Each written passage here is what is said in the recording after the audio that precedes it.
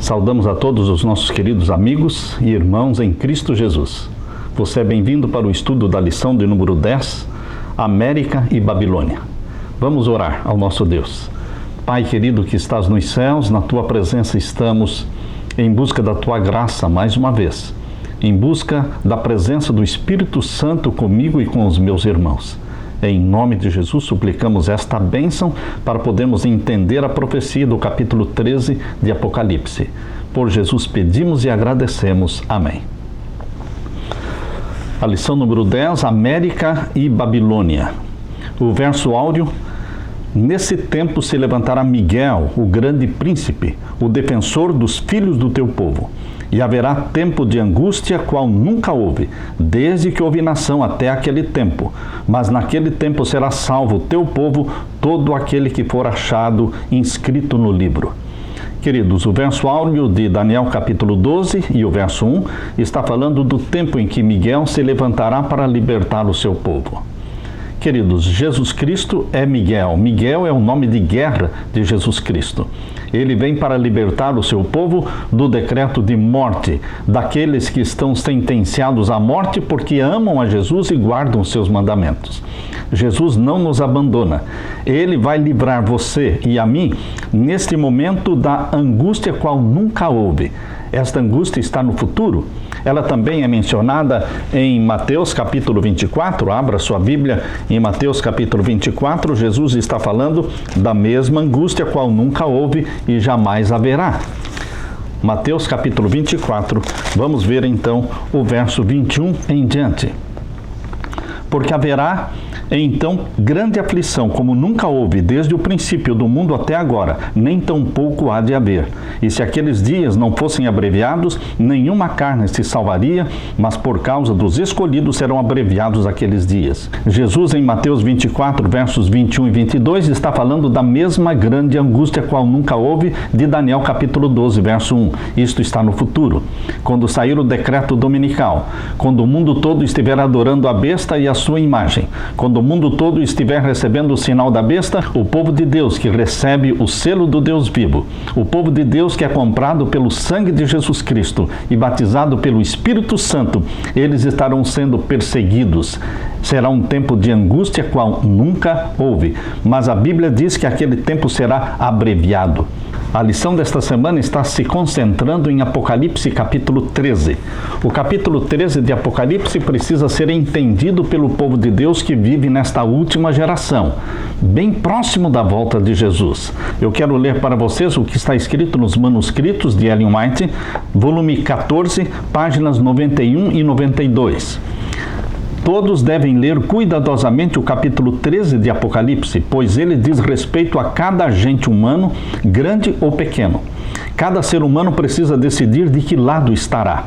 Ao lado do Deus vivo e verdadeiro, que tem dado ao mundo o sábado do sétimo dia como memorial da criação, ou ao lado do falso sábado, instituído pelos homens que se exaltaram a si mesmos acima de tudo que se chama Deus ou que é adorado, e que tem tomado para si mesmos os atributos de Satanás a fim de oprimir os leais e verdadeiros guardadores dos mandamentos de Deus.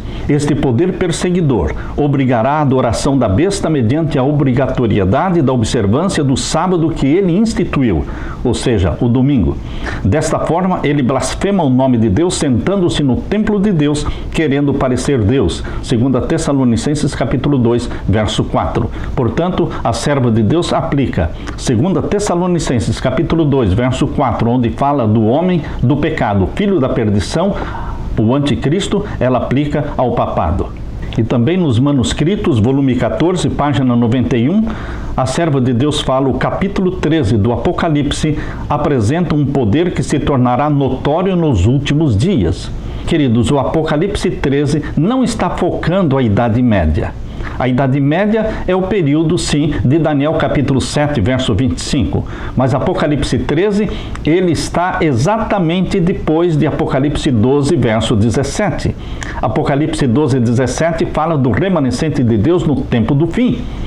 que seria perseguido por Satanás. Satanás odeia o remanescente que permanece fiel a Deus porque guarda os mandamentos de Deus e tem o testemunho de Jesus. Apocalipse 12, 17. O capítulo 13 é uma sequência mostrando o surgimento deste poder político e religioso chamado papado nestes últimos dias. Portanto, o contexto do capítulo 13 de Apocalipse é o tempo do fim. Nós lemos ainda no Comentário Bíblico Adventista, volume 7, na página 979. Aqui diz: o capítulo inteiro do Apocalipse é a revelação do que certamente acontecerá. Portanto, queridos, o capítulo 13 inteiro é uma revelação daquilo que certamente acontecerá. Quando? Nesta última geração, justo antes da volta de Jesus Cristo, justo no tempo em que o decreto dominical for aprovado mundialmente. Na parte de domingo, a ferida mortal curada. Eu convido você para abrir a Bíblia em Apocalipse capítulo 13. Abra sua Bíblia em Apocalipse capítulo 13 e vamos ler o verso 1 e 2. Apocalipse 13, versos 1 e 2. E eu pus-me sobre a areia do mar, e vi subir do mar uma besta que tinha 7 cabeças e 10 chifres, e sobre os seus chifres 10 diademas, e sobre as suas cabeças um nome de blasfêmia. E o verso 2. E a besta que vi era semelhante ao leopardo, e os seus pés como os de urso, e a sua boca como a de leão, e o dragão deu-lhe o seu poder, e o seu trono e grande poderio. O que nós estamos vendo aqui é uma parceria, é uma dobradinha, é uma união do dragão, que é Satanás, porque está provado no capítulo 12, verso 9, que o dragão é Satanás. Capítulo 12, verso 9 diz: e foi precipitado o grande dragão, antiga serpente, chamado Diabo e Satanás. E não há dúvida de que é o dragão, Satanás, que deu o seu trono, o seu poderio a esta besta que subiu do mar, a este poder político-religioso que domina o mundo. Aqui diz no finalzinho do verso 2, e o dragão deu-lhe o seu poder. É um poder sobrenatural, este do qual o papado está revestido, porque faz com que todos, presidentes, primeiros ministros, reis e rainhas, príncipes e princesas, e até mesmo os líderes religiosos protestantes do mundo todo, e todos estão se curvando, submissos ao papado. Queridos, por isso, diz aqui, deu-lhe o seu poder, é um poder sobrenatural. E deu-lhe o seu trono também. O primeiro edifício construído naquele bairro, onde hoje está o Estado do Vaticano, foi construído ali o Circo de Calígula, construído poucos anos depois da morte de Jesus. Muitas disputas esportivas ali eram realizadas. Mais tarde, o imperador Nero introduziu certas reformas no circo e passou a ser conhecido como Circo de Nero. Foi nesse circo que se efetuou o primeiro massacre dos cristãos. Nero contemplava satisfeito os cristãos queimados como tochas em postes ou feitos em pedaços pelos leões ou mortos por milhares de outros meios. Nesse Circo de Nero, foi o apóstolo Pedro crucificado nos jardins de Nero. Foi sepultado, segundo a tradição, numa catacumba perto do lugar da execução. Portanto, queridos, o Vaticano está localizado onde era anteriormente o Circo de Calígula, depois o Circo de Nero, onde foi palco da morte de muitos mártires. Por isso a profecia diz que o dragão Satanás deu-lhe o poder e deu-lhe o trono também. E o capítulo 13, verso 1 diz que esta besta que subiu do mar tem 7 cabeças e 10 chifres. Assim como o dragão mencionado no capítulo 12, verso 3, ele também tem 7 cabeças e 10 chifres. Queridos, uma parceria, tal pai, tal filho. Queridos, o dragão tem 7 cabeças e 10 chifres. E a besta que subiu do mar, representando o poder papal, também tem 7 cabeças e 10 chifres. E você pergunta, pastor, o que significam estas 7 cabeças e estes 10 chifres? A Bíblia responde. A Bíblia interpreta a Bíblia. Assim, vamos para Apocalipse capítulo 17. E aqui no capítulo 17 está a resposta no verso 9. Leia comigo, Apocalipse 17, verso 9. E aqui há sentido, quem tem sabedoria, as 7 cabeças são 7 montes, sobre os quais a mulher está sentada, e são também 7 reis. Portanto, queridos, as 7 cabeças do dragão apontam diretamente para os 7 montes de Roma e identifica geograficamente onde está localizada a sede papal, o Vaticano. E as 7 cabeças da besta que subiu do mar, ou seja, do papado, representam 7 reis. E o que falar dos 10 chifres? Você pode ler no capítulo 17, verso 12. E os 10 chifres que viste são 10 reis que ainda não receberam o reino, mas receberão poder como reis por 1 hora, juntamente com a besta. Portanto, queridos, a Bíblia, explicando a Bíblia, confirma que os 10 chifres são 10 reinos que ainda não foram formados e são reinos modernos, estão em processo de formação. Aqui no capítulo 13, verso 1, diz que nesta besta que subiu do mar existiam nomes de blasfêmia nas suas cabeças. Por quê? Nomes de blasfêmias na cabeça. Porque dentro da igreja romana existem milhares e milhões de pessoas, filhos de Deus, muitos filhos e filhas sinceros de Deus ali dentro. Queridos, eles seguem a pequena luz que eles possuem. Mas os cabeças desta igreja, que são chamados papas, eles se declaram deuses na terra. Eles se declaram substitutos de Deus na terra. Eles cometem blasfêmias aceitando adoração, ousando perdoar pecados, ousando até mesmo mudar a lei de Deus, abolindo o 2º mandamento que proíbe a adoração a imagens e esculturas e abolindo também o 4º mandamento que diz: lembra-te do dia do sábado para o santificar. Vocês sabem, este poder reivindica para si atributos que pertencem somente a Deus. Por isso diz que existe um nome de blasfêmia nas cabeças, que são os líderes da igreja de Roma. E o verso 2 diz: e a besta que vi era semelhante ao leopardo, e os seus pés como os de urso, e a sua boca como de leão.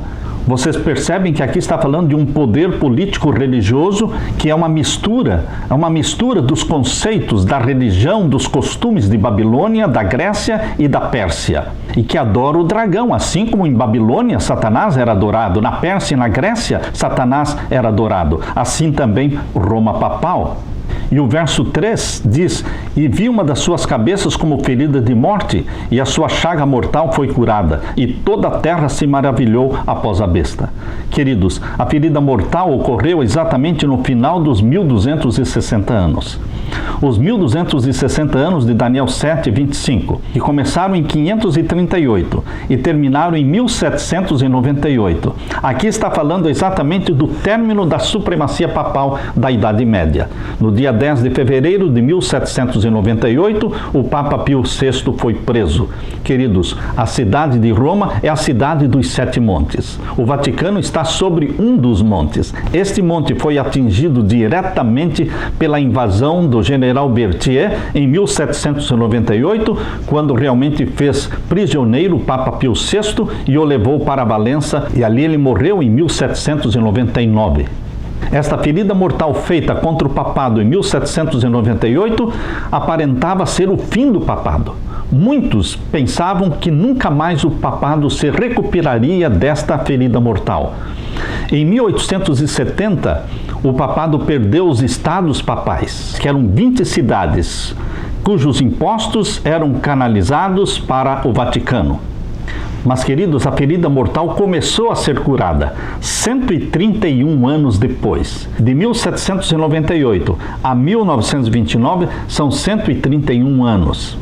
No dia 11 de fevereiro de 1929, foi assinado o Tratado de Latrão, e ali começou a cura da ferida mortal. Nesse dia, Benito Mussolini e Pietro Cardinal Gaspari assinaram o Tratado de Latrão no Palácio São João de Latrão. O jornal São Francisco, do dia 12 de fevereiro de 1929, publicou esta notícia: Mussolini e Gaspari assinam histórico pacto romano curando a ferida de muitos anos. O próprio jornal está dizendo que o Tratado de Latrão foi o início da cura de uma ferida de muitos anos. E o finalzinho do verso 3 diz: e toda a terra se maravilhou após a besta. E o verso 4, e adoraram o dragão que deu à besta o seu poder, e adoraram a besta dizendo: quem é semelhante à besta? Quem poderá batalhar contra ela? A partir de 1929, a popularidade papal começou a crescer novamente. Queridos, a religião mundial não será o ateísmo. A religião mundial, no tempo do fim, não será hinduísmo, não será islamismo, nem budismo. A religião mundial que dominará o mundo por ocasião da volta de Jesus é o cristianismo romano, colocando todas as igrejas protestantes e colocando mesmo as religiões não cristãs sob o poder papal. Em 1929, o Tratado de Latrão devolveu ao papado o reino perdido. Percebam que a ferida mortal contra o papado ocorreu em duas fases. Primeiro, em 1798, acabou a supremacia papal de 1260 anos. Mas os estados papais só foram abolidos em 1871. Isto quer dizer, queridos, que a recuperação, a cura da ferida mortal será também em duas fases. Em 1929 foi restaurado o Estado do Vaticano. O Papa voltou a ser rei.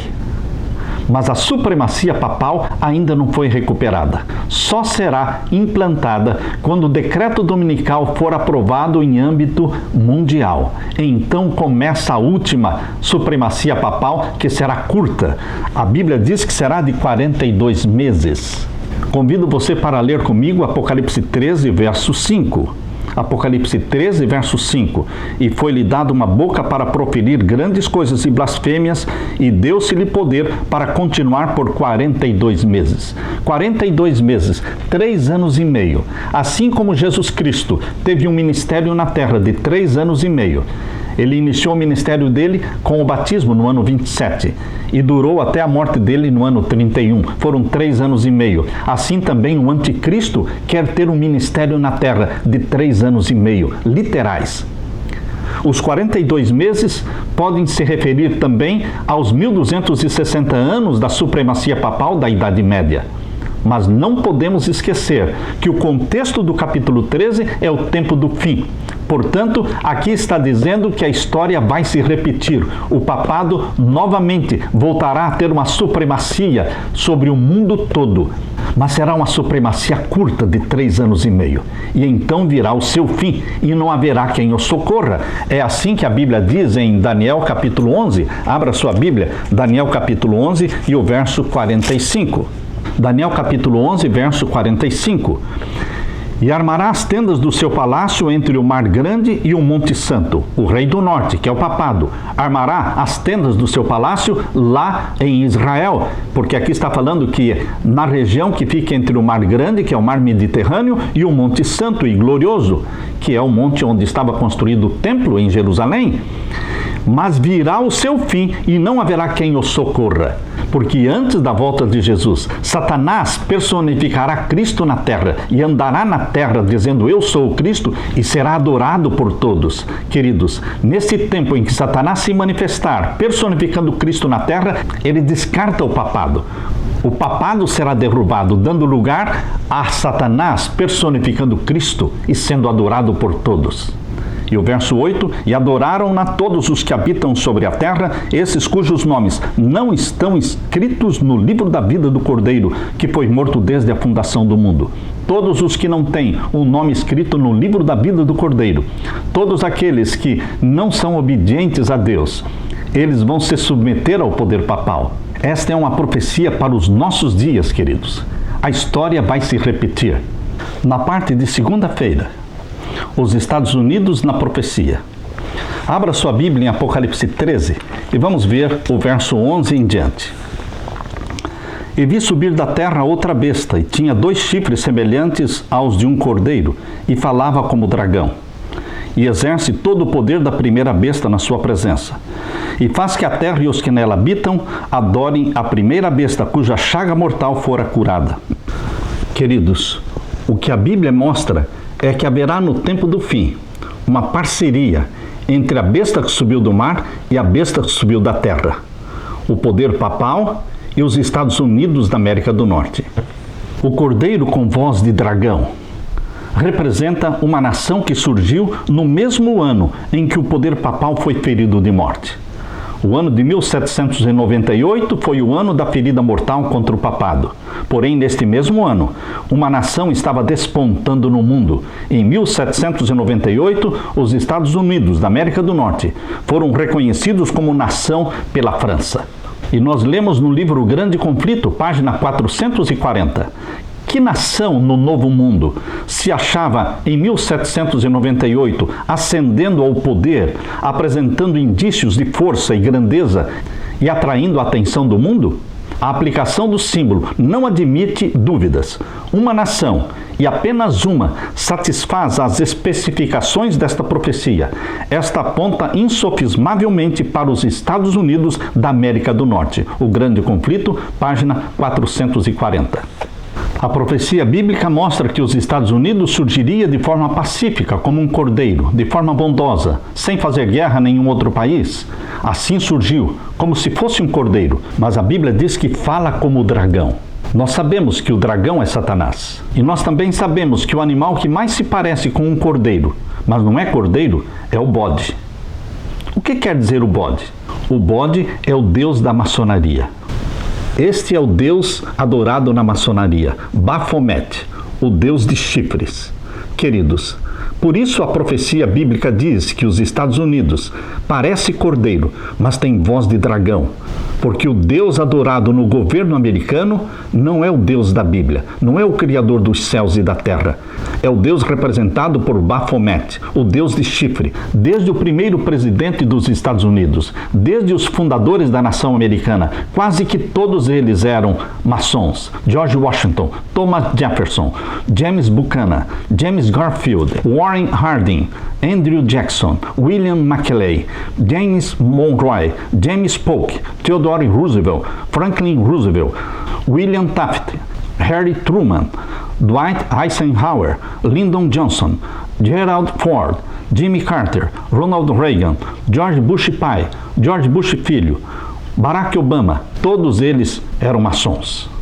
A nação americana está repleta de ídolos da maçonaria. O obelisco de Washington é o maior obelisco do mundo. É um símbolo do deus da maçonaria. O deus Sol, o deus egípcio chamado Osíris, o grande cero dos Estados Unidos, introduzido na nota de dólar em 1933, tendo ali o olho que tudo vê, um símbolo do ocultismo. A data de 1776, no pé da pirâmide, lembra a independência e lembra o Illuminati, fundado no dia 1º de maio de 1776. A pirâmide inacabada, que está atrás da nota de dólar, é um dos símbolos mais significativos do satanismo. A pirâmide será completada com a nova ordem mundial. Quando o decreto dominical for aprovado e o papado estiver dominando o mundo todo, então estará completa a pirâmide.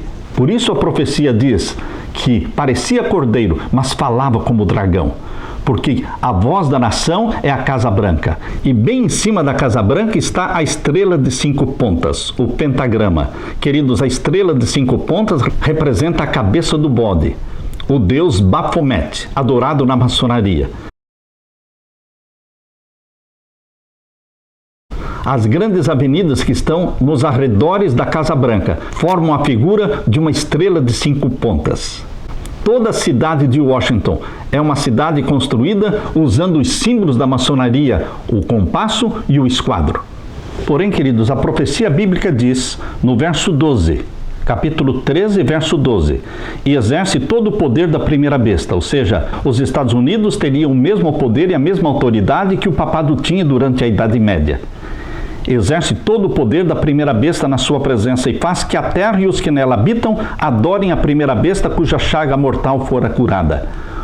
A influência dos Estados Unidos, o exército dos Estados Unidos, o poderio dos Estados Unidos, tudo isso será usado para restaurar o domínio papal, para fazer com que o mundo todo se curve diante do domínio papal. E é exatamente isso que está acontecendo. Queridos, pouco a pouco as mudanças foram feitas nos Estados Unidos da América do Norte. Um país protestante, mas que pouco a pouco se tornou um país católico. Em 1852, o Papa Pio IX enviou um bloco de granito para ser colocado no obelisco de Washington. A população americana rejeitou e lançaram este bloco de granito nas profundezas do rio Potomac. Porém, em 1960, o povo americano elegeu o primeiro presidente católico romano, John Kennedy. Em 1965, cerca de 100 mil pessoas lotaram o Yankee Stadium para assistir uma missa realizada pelo Papa Paulo VI. Em 1980, o Papa João Paulo II visitou os Estados Unidos e então Ronald Reagan, o presidente americano, saiu da Casa Branca e foi até o aeroporto em Miami para recepcionar o Papa João Paulo II. Em 1984, no mês de março, o presidente Ronald Reagan nomeou William Wilson como embaixador americano no Vaticano. E esta proposta foi rapidamente aprovada pelo Senado, 81 votos contra 13. Vocês percebem como as coisas mudaram nos Estados Unidos? Nunca na história americana um presidente dos Estados Unidos foi participar de um funeral de um papa. Porém, queridos, quando João Paulo II morreu, não foi somente um presidente, mas 3 presidentes. George Bush pai, George Bush filho e Clinton, os 3 presidentes dos Estados Unidos se ajoelharam diante do corpo de João Paulo II. E desde então, os presidentes dos Estados Unidos estão se submetendo ao poder papal. George Bush filho realizou a festa de aniversário em homenagem ao Papa Bento XVI. Uma festa de aniversário para o Papa na Casa Branca, com 9 mil convidados.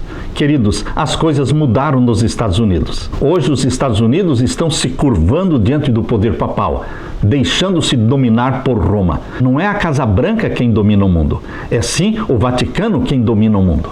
Na parte de terça-feira, uma questão de adoração. Na crise final, queridos, relatada em Apocalipse capítulo 13, a questão da adoração é a principal questão. Na lição 2, intitulada Daniel e o Tempo do Fim, estudamos a história dos 3 jovens hebreus que foram ordenados a adorar a imagem de ouro construída por Nabucodonosor, lá em Daniel capítulo 3, verso 5. Também vimos como Apocalipse 13 utiliza a mesma linguagem para descrever a perseguição que o povo de Deus enfrentará no tempo do fim. Ou seja, podemos entender que aquilo que ocorreu em Daniel capítulo 3 vai se repetir novamente nestes últimos dias. Todos foram ordenados a adorar a imagem de ouro de Nabucodonosor e novamente o mundo todo será ordenado a adorar a imagem da besta, que vai estabelecer o sinal da besta no lugar do sinal de Deus, exigindo que o mundo todo adore a primeira besta. A questão aqui diz respeito à adoração. Satanás é ávido por adoração, mas nós só devemos adorar a Deus, o Criador dos céus e da terra. Abra sua Bíblia em Apocalipse capítulo 14, verso 9 a 11. Aqui nós lemos: E seguiu-os o terceiro anjo, dizendo com grande voz: Se alguém adorar a besta e a sua imagem, e receber o sinal na sua testa ou na sua mão, também o tal beberá do vinho da ira de Deus que se deitou, não misturado, no cálice da sua ira, e será atormentado com fogo e enxofre diante dos santos anjos e diante do Cordeiro. A Bíblia é muito clara ao mencionar que aqueles que adoram a besta, o poder papal, ou a imagem da besta, a imposição do decreto através dos Estados Unidos da América do Norte, estes também terão que beber do vinho da ira de Deus que se deitou sem mistura no cálice da sua ira e serão atormentados com fogo e enxofre. Querido irmão, nós temos uma missão dada por Deus de anunciar ao mundo esta mensagem evangélica. Esta é a terceira mensagem angélica. Babilônia sempre foi a capital da falsa adoração. A Torre de Babel é um testemunho do desejo dos seus construtores de, assim como Lúcifer, subir acima das mais altas nuvens e serem semelhantes ao Altíssimo, bem como uma evidência dos seus esforços para se salvar em caso de um outro dilúvio global. Eles não creram na promessa de Deus de nunca mais destruir o mundo através de um dilúvio. Por isso construíram uma torre chamada Torre de Babel. Era um desafio ao Deus do céu. O Império de Babilônia também exaltou a obra das mãos humanas. Nabucodonosor louvou a grande Babilônia que ele construíra. E posteriormente, o rei Belsazar, neto de Nabucodonosor, ele fez um grande banquete, bebendo vinho nos vasos sagrados que foram trazidos do templo de Salomão. E beberam vinho e deram louvores aos deuses de ouro, de prata, de bronze, de ferro, de madeira e de pedra. Daniel capítulo 5, verso 4. O capítulo 13, verso 15, está falando especificamente de adoração, irmãos. E foi-lhe concedido que desse espírito à imagem da besta, para que também a imagem da besta falasse, e fizesse que fossem mortos todos os que não adorassem a imagem da besta. Satanás exige adoração. Adoração através do poder papal, adoração através da submissão ao decreto dominical imposto pelos Estados Unidos da América do Norte, mas nós, os filhos de Deus, só adoramos o Deus Criador dos céus e da terra. Em Apocalipse capítulo 16, verso 2, quando fala da primeira praga que será derramada, diz assim: e foi o primeiro e derramou a sua salva sobre a terra, e fez-se uma chaga má e maligna nos homens que tinham o sinal da besta e que adoravam a sua imagem. A primeira praga será derramada especificamente sobre os adoradores da besta e da sua imagem. Apocalipse capítulo 19, verso 20, aqui nós lemos: e a besta foi presa, e com ela o falso profeta que diante dela fizera os sinais com que enganou os que receberam o sinal da besta e adoraram a sua imagem. E estes dois foram lançados vivos no ardente lago de fogo e de enxofre.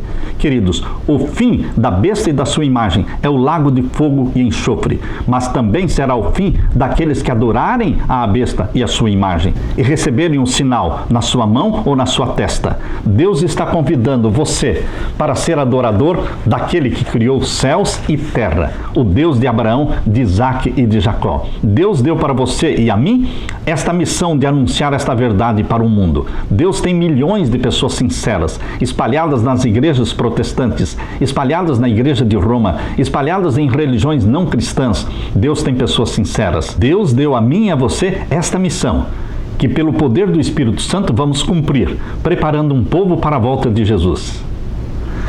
Na parte de quarta-feira, a Grande Babilônia. A palavra Babilônia aparece no Apocalipse 6 vezes. Exatamente 6, não mais e não menos. Queridos, o número 6 é o número do homem. O homem foi criado no 6º dia. O número 7 é o número de Deus. Desde o Jardim do Éden, Deus separou o 7º dia para ser o sinal dele, de autoridade, de lealdade entre ele e o seu povo. Portanto, queridos, Babilônia representa um poder político religioso que se levanta contra Deus, querendo parecer Deus. Por isso ela é marcada pelo número 6. No Apocalipse, o número 6 aparece como unidade, como dezena e como centena. 6 como unidade, 6 como dezena, 6 como centena. Isto forma, então, 666.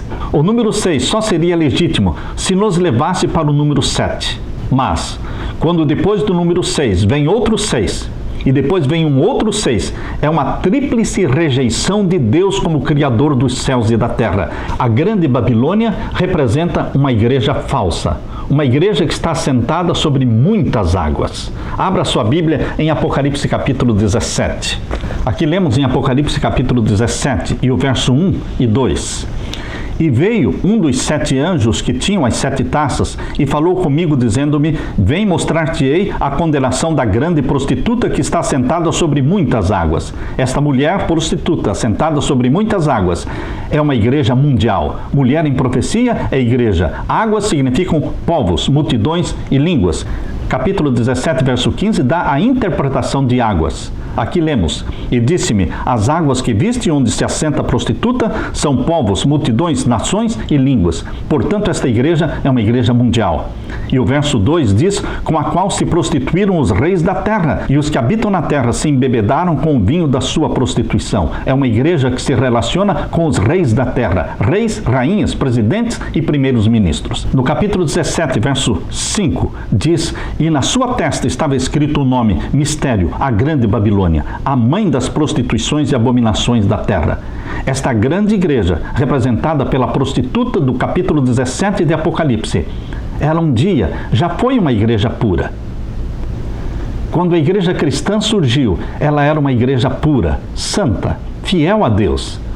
Porém, queridos, no 4º século, exatamente no tempo do imperador Constantino, a igreja cristã aceitou o paganismo. A igreja cristã aceitou a liderança do imperador pagão. No dia 7 de março de 321, Constantino fez a primeira lei dominical, introduzindo na igreja cristã a adoração ao sol, ao deus sol, Sunday, dia do sol. Mas no ano 325, ele introduziu lá no concílio de Niceia a adoração à lua, instituindo a deusa Ishtar, a deusa babilônica da fertilidade, como sendo a Páscoa bíblica. Hoje a Páscoa está sendo comemorada na data de adoração a Ishtar, a deusa da fertilidade, a deusa lua. Mas, queridos, no ano 330 em diante, ele introduziu também o aniversário do sol, 25 de dezembro, adoração a Tamuz. Tamuz era filho de Nimrod com Semíramis. Você pode ver que em Ezequiel capítulo 8, o povo de Deus em sua apostasia estava adorando Tamuz. Ezequiel capítulo 8 e o verso 14 em diante diz: E levou-me à entrada da porta da casa do Senhor, que está da banda do norte, e eis que estavam ali mulheres assentadas chorando por Tamuz.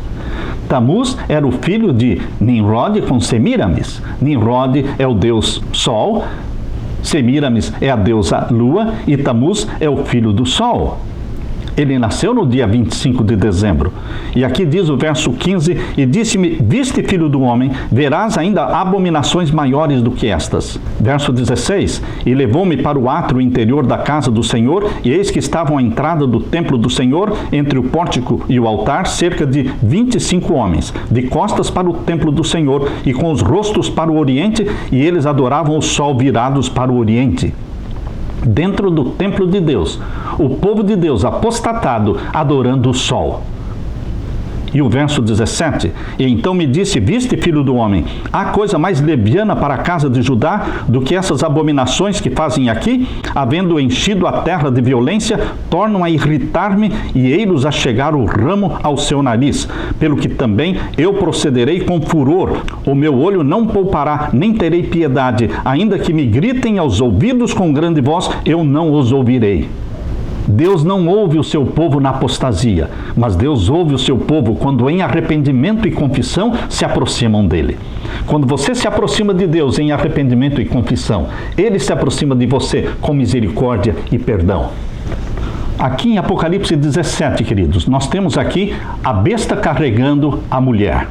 A besta que está carregando a prostituta, ela tem 7 cabeças e 10 chifres. Diz aqui no capítulo 17 e o verso 3. E levou-me em espírito a um deserto e vi uma mulher assentada sobre uma besta da cor de escarlata, que estava cheia de nomes de blasfêmia e tinha 7 cabeças e 10 chifres. Nós não precisamos tentar adivinhar quem é esta besta com 10 chifres e 7 cabeças, porque Apocalipse capítulo 12, verso 3, diz claramente que é o dragão vermelho, é Satanás, com 7 cabeças e 10 chifres. E ele está carregando a prostituta. Só que esta prostituta do capítulo 17, queridos, é a mesma besta que subiu do mar no capítulo 13, verso 1. Percebam, a prostituta do capítulo 17 é a mesma besta que subiu do mar do capítulo 13, verso 1, que também tem 7 cabeças e 10 chifres. Aqui a profecia está mostrando uma parceria entre o dragão e o papado. No capítulo 13, verso 2, o dragão deu-lhe o poder e o trono. Aqui no capítulo 17, o dragão está carregando o papado, está carregando esta prostituta. E o capítulo 17, verso 5, menciona que ela é a mãe das prostituições. Para ela ser mãe, ela tem que ter filhas. Portanto, queridos, todas as igrejas protestantes que guardam o domingo, que é um mandamento que não tem nenhuma autoridade bíblica, é um mandamento que vem diretamente do Vaticano. Todos os que guardam o domingo estão se submetendo a Roma, tornando-se filha de Babilônia. A imortalidade da alma, uma doutrina ensinada pela Igreja Mãe, a Igreja de Roma, e também a santificação do domingo, são as duas doutrinas que ligam mãe e filhas. E será através destas duas doutrinas que haverá o ecumenismo, a união de todas as igrejas, tendo como base a santidade do domingo e a imortalidade da alma. Mas você, meu querido irmão, que crê na Bíblia, você não crê na imortalidade da alma, você crê na mortalidade da alma, porque imortal é só Deus. E você crê na santidade do 7º dia da semana, o santo sábado do Senhor. Por isso, queridos, nós não temos nada a ver com Roma. Nós não bebemos do vinho de Babilônia. Nós somos o fiel remanescente de Deus na terra. O dragão, diz aqui no capítulo 12, verso 17, está encolerizado, enraivecido contra este remanescente. Leio com você o capítulo 12, verso 17. E o dragão irou-se contra a mulher. Essa mulher não é a prostituta. Esta é a mulher pura, fiel a Jesus Cristo. É a igreja de Jesus. O dragão irou-se contra ela e foi fazer guerra ao resto da sua semente. É um restante, é um remanescente. E eles são os que guardam os mandamentos de Deus e têm o testemunho de Jesus Cristo. Você está sendo convidado por Jesus para fazer parte deste remanescente. Na parte de quinta-feira, sai dela, povo meu. De onde veio este verso? Abra sua Bíblia em Apocalipse capítulo 18. Apocalipse capítulo 18, verso 1 em diante, nós lemos: E depois destas coisas vi descer do céu outro anjo que tinha grande poder, e a terra foi iluminada com a sua glória.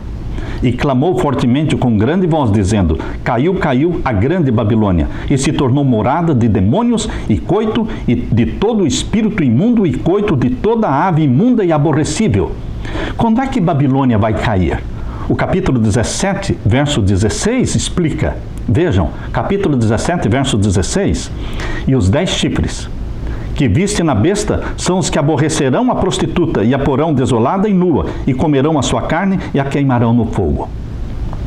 Os 10 reinos modernos, representados pelos 10 chifres, primeiramente vão dar todo o apoio ao papado, para que ele reine e tenha sua última supremacia papal, de 3 anos e meio. Mas depois, no final dos 3 anos e meio, eles se levantam contra o papado e derrubam o papado. Por isso o verso 16 diz: E os 10 chifres que viste na besta são os que aborrecerão a prostituta e a porão desolada e nua, e comerão a sua carne e a queimarão no fogo. É o fim do poder papal. E o verso 17 diz: Porque Deus tem posto em seus corações, no coração desses 10 reis, que cumpram o seu intento, e tenham a mesma ideia, e que deem à besta o seu reino, até que se cumpram as palavras de Deus. E o verso 18, e a mulher que viste, ou seja, esta prostituta, que viste é a grande cidade que reina sobre os reis da terra. É Roma, que reina sobre os reis da terra. Por isso faz sentido, queridos, Apocalipse 18, a voz do 4º anjo, dizendo: Caiu, caiu a grande Babilônia, porque vem exatamente após a queda do capítulo 17. O capítulo 17 todo está falando de Roma, está falando do poderio papal, dos últimos dias e da queda deste poderio. Por isso, capítulo 18, verso 2 diz: E clamou fortemente com grande voz, dizendo: Caiu, caiu a grande Babilônia, se referindo ao capítulo 17, verso 16. E o verso 3 diz: Porque todas as nações beberam do vinho da ira da sua prostituição. Mas não você, não eu, não os remanescentes de Deus fiéis. Quem bebeu do vinho da ira da sua prostituição?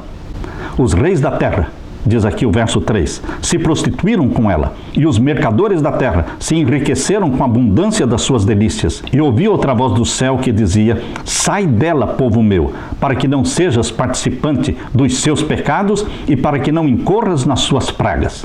As 7 pragas vão atingir Babilônia e vão atingir também os adoradores da besta e da sua imagem. Todos os que receberem o sinal da besta sofrerão os danos das 7 pragas. Mas você, querido irmão, está sendo convidado por Jesus Cristo para fazer parte do remanescente fiel de Deus. No capítulo 15 de Apocalipse, verso 2, João viu uma linda cena no céu. Eu quero ler para você. Verso 2 do capítulo 15. E vi um como mar de vidro misturado com fogo, e também os que saíram vitoriosos da besta e da sua imagem e do seu sinal e do número do seu nome, que estavam junto ao mar de vidro e tinham harpas de Deus. João viu em visão a multidão dos salvos. Você está nesta multidão dos salvos, comprado pelo sangue de Jesus Cristo. E aqui o verso 3 diz que João viu esta multidão, os remanescentes de Deus, cantando o cântico de Moisés, verso 3. cantavam o cântico de Moisés, servo de Deus, e o cântico do Cordeiro, dizendo: grandes e maravilhosas são as tuas obras, Senhor Deus Todo-Poderoso. Justos e verdadeiros são os teus caminhos, ó Rei dos santos. Quem te não temerá, ó Senhor, e não magnificará o teu nome, porque só tu és santo. Por isso todas as nações virão e se prostrarão diante de ti, porque os teus juízos são manifestos. Queridos, as palavras de João refletem o sonho de Deus para você. Colocá-lo junto com o remanescente de Deus no mar de vidro, com harpas na mão, cantando o cântico de Moisés e do Cordeiro. Bendito seja Deus por esta bendita esperança. Que Jesus Cristo te fortaleça, meu irmão, derramando sobre você o Espírito Santo, para que você e eu permaneçamos fiéis até a volta de Jesus. Amém.